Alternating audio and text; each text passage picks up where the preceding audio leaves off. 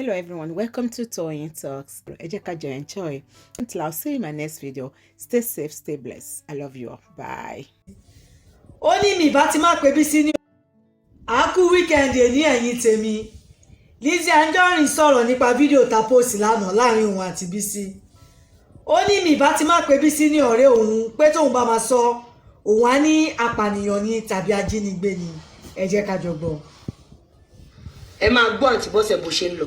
Ẹ máa gbọ́ àǹtí Bọ́sẹ̀ bó ṣe ń lọ. Ẹ máa gbọ́. Ẹ máa gbọ́. Ẹ máa gbọ́. Lórí ọ̀rọ̀ Lizzy Anjorin àti Alámáyẹ̀wá la fẹ́ sọ nípa ẹ̀. Ṣé ń gbọ́? Ọ̀dàdà má dà mí o. Èmi dẹ̀ láwo ọ̀dàdà má dà. Ọ̀rẹ́ mi má dà mí o. Torí pé tó bá dà Ẹ máa mí. gbọ́. Èmi ò ní dà ẹ́. Ẹ máa gbọ́. Mo fọ́ rẹ̀ jẹ Má rò pé Ẹ má gbàgbé fọ́ jẹ. nǹkan tó ṣẹlẹ̀ sẹ́mi sí recently. Àǹtí Bọ́sẹ̀ iná dúró tán. Confirm till now. Ẹ má gbàgbé o. Olúọmọ.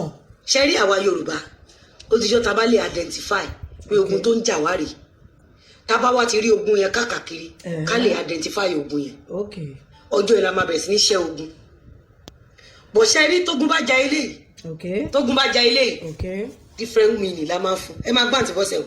Ẹ máa gbọ́. Èmi mà ló fọ́ jẹ. Ẹ máa gbọ́. Ẹ̀yin méjì ẹ̀ ní làákà ìrara. Ṣé ń gbọ́? Confirm. Ìgbà tẹ̀lẹ̀ tí ń búra yín sí tẹ̀sí ń tàṣírí ara yín kí lẹ rí gbà bẹ́ẹ̀. Ṣé gbọ́ lójúrú àwọn àǹtí Bọ́sẹ̀ yẹn à ń táṣìírí ara ni à ń búra wa ni Bẹ́ẹ̀ni. irú àǹtí Bọ́sẹ̀ ò tí ì jókòó káàǹtí Bọ́sẹ̀ kan pay attention sí ohun tó ń ṣẹlẹ̀ o ìdí tí a ṣe máa continue láti jẹ́ victim nìyẹn àǹtí Bọ́sẹ̀ bó ṣe ń lọ Mo ń gbọ́. wọn ò tí ì jókòó àǹtí Bọ́sẹ̀ bó ṣe ń lọ ò tí ì pay attention o pé Àṣàmẹ́gun sọ pé ò ní audio Lizzy Anjorin láti 5 years ago kẹ àǹtí Bọ́sẹ̀ bó ṣe ń lọ ò tí ì pay attention lọ́dọ̀ àwọn MC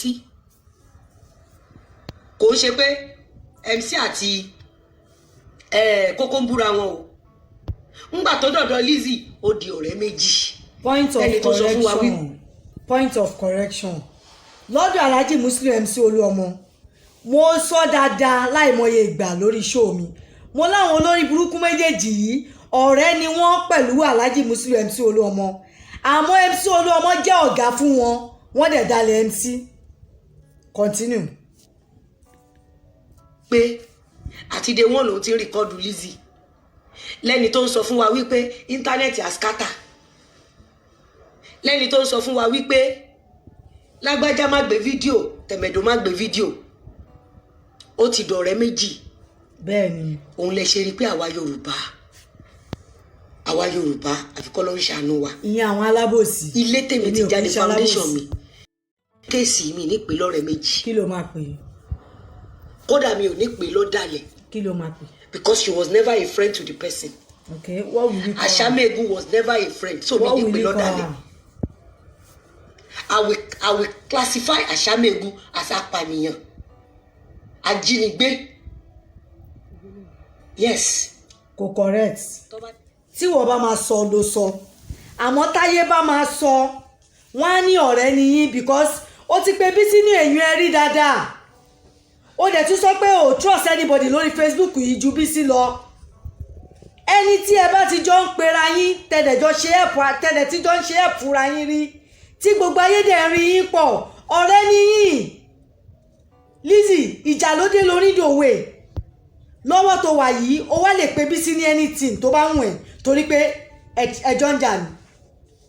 Àmọ́ tí gbogbo ayé bá máa sọ wọ́n á ní ọ̀rẹ́ ni yín torí pé èmi ò kì í sọ̀rọ̀ ṣá ni mo ṣe máa ń kọrin kan pé kò sáṣàdànù lọ́rọ̀ mi kò sí koríko lẹ́fọ̀ọ́ gbogbo ẹ̀ lọ́bẹ̀ tírẹsì bá ń pàkúta kò tọ́ sóní bàrà ọ̀rọ̀ tèmi bá ń sọ ọlọ́rọ̀ kọ̀rọ̀ tó bá fẹ́ ṣe correction sí àjọ ọlọ́rọ̀ tó ń sọ ọ̀rọ̀ tó yanjú.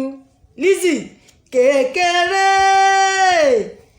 kékeré látà tí ń ṣọkọ̀ ojú ọpọlọ àgbà la fi ṣe nílé ọ̀rọ̀ o ọpọlọ àgbà ni mo fi ń sọ̀rọ̀ mi kì í sọ̀rọ̀ ṣá jẹ́ kó wà bẹ́ẹ̀ kó dẹ̀ fílẹ̀ bẹ́ẹ̀ mi ò ṣàbòsí ẹ bọ́rọ̀ ṣe jẹ́ ni mo ṣe sọ ojú òní tí ẹ ò ní ṣubú ara ò ní ṣubú ẹ̀mí apá ọ̀tá ò ní ká ẹ àtẹ̀yìn olólùfẹ́ mi apá ọ̀tá ò ní ká gbogbo wa ẹ má gbàgbé láti contact iléeṣẹ́ Làfúnkẹ́ Africana òyìnbó alágbòjẹ̀dí awogba àrùn ọmọdé ń lò ó àgbà ń lò ó dá fọkùnrin ó dá fóbìnrin báwo ló ṣe ń ṣe yín láàgọ́ ara ẹ pélé iṣẹ́ Làfúnkẹ́ Africana wọ́n kájú ẹ̀ ọ̀gá ni wọ́n nínú kátẹ́wé àti egbò ẹ pè wọ́n sórí +1 2818 862 468 WhatsApp number.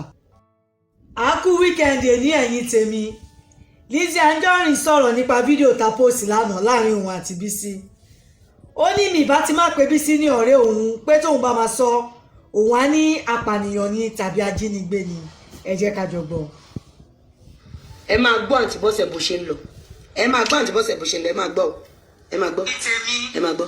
lórí àwọn Lizzy Anjorin àti Alámáyọ̀wá la fẹ́ sọ nípa ẹ̀. ṣé ń gbọ́. ọ̀dàdà má dà mí o. èmi jẹ́ láwo ọ̀dàdà má dà ọ̀rẹ́ mi má dà mí o. torí pé tó bá dà ẹ máa mí. gbọ́. èmi ò ní dà ẹ máa gbọ́. bò fọ́ rẹ̀ jẹ má rò pé ẹ má gbàgbé jẹ nǹkan tó ṣẹlẹ̀ sẹ́mi recently àǹtí Bọ́sẹ̀ iná dúró tán. confam till now ẹ má gbàgbé o. Olúọmọ. ṣe rí àwa Yorùbá ó ti jọ tá bá lè identify pé ogun tó ń jà wá rèé tá bá wá ti rí ogun yẹn káàkiri ká lè identify ogun yẹn ọjọ́ ìlà máa bẹ̀rẹ̀ sí ní ṣẹ́ ogun bó ṣe rí tógun bá ja ilé yìí tógun bá ja ilé yìí different meaning la máa fún ẹ máa gbọ́ àǹtí Bọ́sẹ̀ o ẹ máa gbọ́. èmi mà ló fọ́ jẹ. ẹ máa gbọ́. ẹ̀yin méjì ẹ̀ nílà ká ìrara. ṣé ń gbọ́. ìgbà tẹ́lẹ̀ tí ń búra yín sí tẹ́tí ń táṣìírí ara yín kí lẹ rí gbà bẹ́ẹ̀. ṣé gbọ́ lójúrú àwọn àǹtí Bọ́sẹ̀ yẹn à ń táṣìírí ara ni à ń búra wa ni irú àǹtí Bọ́sẹ̀ ò tí ì jókòó káàǹtí Bọ́sẹ̀ kàn pay attention sí tó ń ṣẹlẹ̀ o ìdí tí a ṣe máa continue láti jẹ́ victim nìyẹn àǹtí Bọ́sẹ̀ bó ṣe ń lọ wọn ò tí ì jókòó àǹtí Bọ́sẹ̀ bó ṣe ń lọ ò tí ì pay attention o pé Àṣàmẹ́gun sọ pé òun ní audio Lizzy Anjorin láti 5 years ago kẹ àǹtí Bọ́sẹ̀ bó ṣe ń lọ ò tí ì pay attention lọ́dọ̀ àwọn MC kò ń ṣe pé MC àti Kókó ń búra wọn o ńgbà tó dọ̀dọ̀ Lizzy ó di ọ̀rẹ́ méjì. point of correction lọ́dọ̀ Alhaji Musiliu MC Olúọmọ mo sọ́dà àìmọye ìgbà lórí show mi mo láwọn olórí burúkú méjèèjì yìí ọ̀rẹ́ ni wọ́n pẹ̀lú Alhaji Musiliu MC Olúọmọ àmọ́ MC Olúọmọ jẹ́ ọ̀gá fún wọn wọ́n dẹ̀ dalẹ̀ MC. Continue. pé àti day one lòun ti ń rìkọ́dù Lizzy lẹ́ni tó ń sọ fún wa wípé íńtánẹ́ẹ̀tì àskátà lẹ́ni tó ń pé lágbájá má gbé fídíò tẹ̀mẹ̀dò má gbé fídíò ó ti dọ̀rẹ́ méjì. bẹ́ẹ̀ni. òun lè ṣe rí pé àwa Yorùbá àfikọ́ ló ń ṣàánú wa. ìyẹn àwọn alábòsí. ilé tèmi ti jáde foundation mi tí n bá rí kéèsì mi nípe lọ́rẹ́ méjì. kí ló máa pè é. kódà mi ò ní pè lọ́dàlẹ̀. kí ló máa pè é. because she was never a friend to the person. Okay, what will you call her? Àṣàmẹ́gun was never a friend, so what mi ní will pè you call lọ́dàlẹ̀. her? I will classify Àṣàmẹ́gun as apànìyàn, ajínigbé. Yes. Kò correct. Tí wọ́n bá máa sọ ló sọ. Àmọ́ táyé bá máa sọ, wọ́n á ní ọ̀rẹ́ nìyí because ó ti pe Bísí ní èyàn ẹ rí dáadáa. Ó dẹ̀ tún sọ pé ò trust anybody lórí Facebook yìí ju Bísí lọ. Ẹni tí ẹ bá ti jọ ń pera yín tẹ̀dẹ̀ tí jọ ń ṣe ẹ̀pù fúnra yín rí tí gbogbo ayé dẹ̀ rí yín pọ̀ ọ̀rẹ́ nìyí. Lizzy ìjà ló dé lórí ìdòwe lọ́wọ́ tó wà yìí ó wá lè pe Bísí ní anything tó bá wù ẹ́ torí pé ẹjọ́ ń jà ní.